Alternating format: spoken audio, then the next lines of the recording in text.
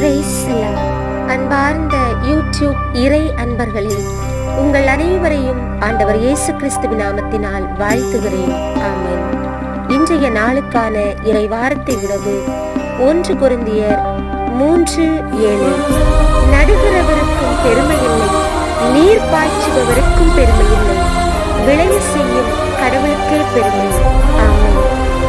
இயேசுவில் அன்பார்ந்தவர்களே, இன்றைக்கான இறை வார்த்தையை நாம் பார்க்கின்ற பொழுது, நடுகிறவர் யாராக இருந்தாலும், நீர் பாய்ச்சுகிறவர் யாராக இருந்தாலும், அன்பான சகோதர சகோதரிகளை விளைய செய்கின்றது.